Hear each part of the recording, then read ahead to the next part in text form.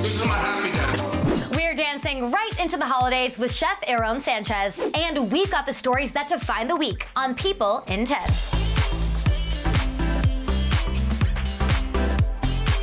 I'm Andrea Boehlke, bringing you everything you need to know about pop culture right now. We've got 10 minutes, so let's dive right in with the first 5. We're kicking things off with a Bachelorette engagement.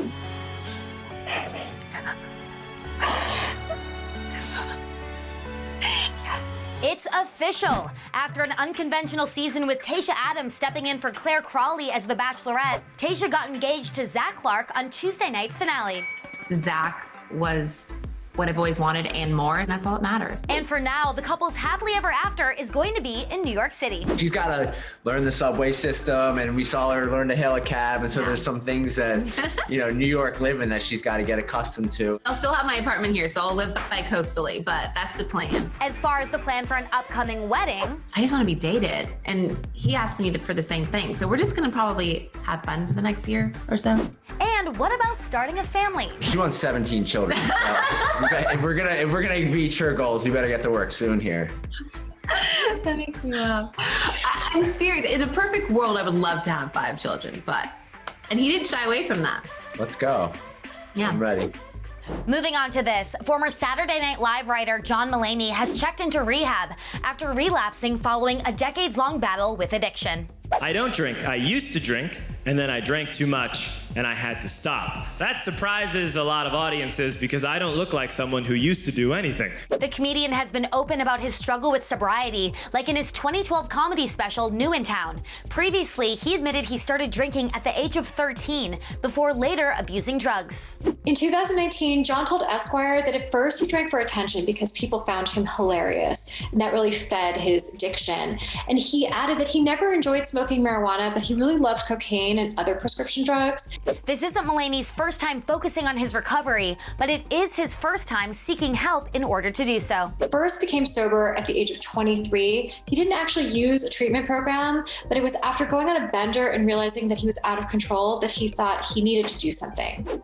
Switching gears now to the Instagrams you've been loving this week. Ariana Grande is engaged, announcing the news with some lovey-dovey photos featuring her man, Dalton Gomez. And we got a good look at her new bling. She captioned the post, "Forever and then some." Former Bachelor Ari Leindig Jr. and Lauren Burnham also have a reason to celebrate this week. Or should we say, 2 reasons. I think there might be 2. What? 2? Yes, it'll be double the baby joy. That update came just days after they revealed they're expecting again, following a miscarriage earlier this year. And Hilaria Baldwin is showing off her post-baby body with this Instagram, taken by her and Alec Baldwin's 7-year-old daughter, Carmen. In the caption, the mom of 5 admits she can't stop smelling her 3-month-old Eduardo. Meanwhile, Madonna revealed her hip surgery scar and cupping marks this week after canceling part of her tour last December due to an excruciating injury. In the new mirror selfies, Madge is sporting pink hair and a beaded necklace. She added the hashtags recovery and beautiful scar. And now for this week's People Cover Stars. HGTV's Ben and Erin Napier are opening up about how they handle fame. We're not like fancy Hollywood people, you know, we're in Laurel, Mississippi, and that's the 100% truth. This renovating duo may have a mega hit show with another on the way. What we're gonna do is cut the door in half. But they're adamant about putting family first, especially their daughter Helen. I like that chair. You like that chair? Ben and Erin say that in addition to nurturing Helen's creativity, they hope she'll grow up to be a good friend. When I was young, I was picked on a lot, and I wish that there had been somebody who was not afraid to sit with me in the lunchroom. I want her to be that kid. I want her to not be afraid of being an outcast if she sits with the one who sits alone. They also share their key to being good partners in business and in life. We stand in the gaps for each other. Yeah. Where I am weak, he is strong, and vice versa. Watch the full episode of People Cover Story, Ben and Erin Napier, streaming now on PeopleTV. Now let's take 60 seconds to smile with a heartwarming story we're loving here at People. Michelle Harris Templeton was legally adopted by her aunt as a baby when she needed a loving home.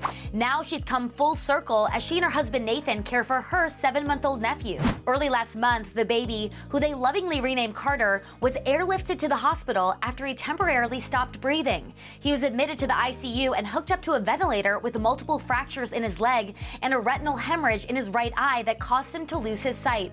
Injuries that doctors say are signs of severe abuse.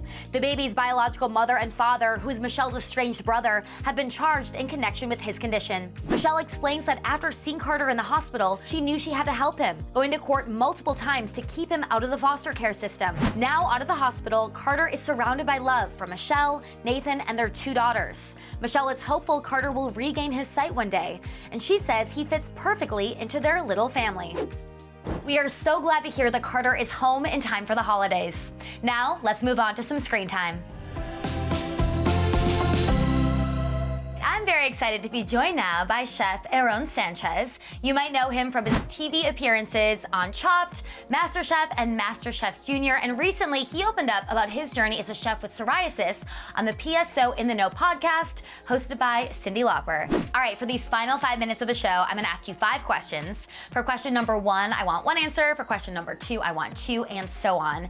And we're gonna do it with a little holiday twist this week because you're gonna be making us a dish while I ask you the questions. It's basically a roasted Brussels sprout and butternut squash salad, or saute with a really bracing, acidic, delicious jalapeno vinaigrette. This is one of your favorite holiday dishes. Absolutely. This is the perfect side. And it's really simple. Basically, you roast some Brussels sprouts, add some roasted butternut squash, no big deal. Besides the dish you're making right now, what is your one favorite holiday dish of all time? My mom's roasted turkey with a chipotle rub on the outside, and then inside would be like kind of dry fruits marinated in tequila.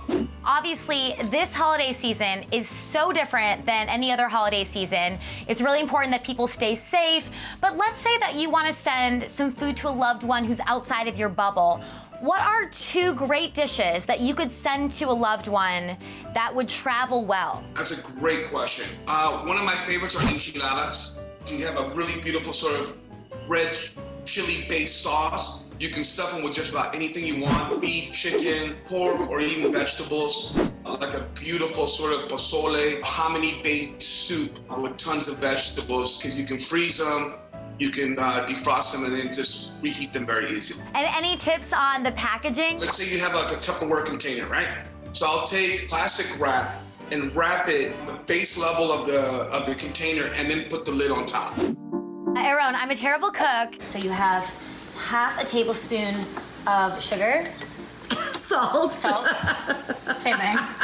What are 3 easy dishes that I could make that are still very delicious? Roast chicken would have to be one. You basically take some roasted garlic, thyme, a little bit of butter, and your favorite hot sauce or chipotle, and then make a butter with it. Okay, so you kind of like get some easy butter melted down, some beautiful lemon, roasted garlic, some chili, rub the outside of your chicken and the inside, salt and pepper outside, and roast. Grilled Caesar salad. So take a head of romaine, cut it in half, a little bit of olive oil, put it on your grill, and then put your favorite Caesar dressing on top with some beautiful shaved Parmesan and some breadcrumbs.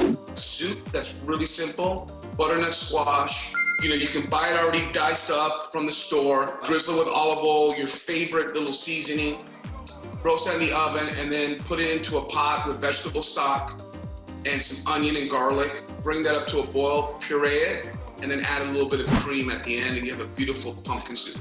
Ooh, I'm gonna save this video and just have it always accessible to me because those are great. I guess I'll be cooking for the holidays this year with those recipes. You're in the middle of making the Brussels sprout salad. So at the stage it is in right now, what is one tip? A good indicator is when you have this beautiful caramelization, right?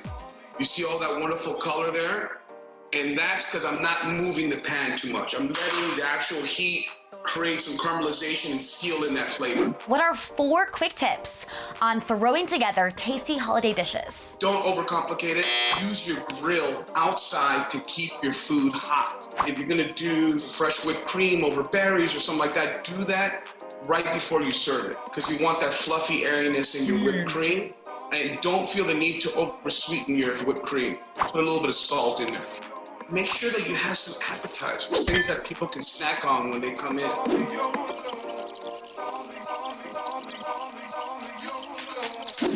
Oh yeah, baby.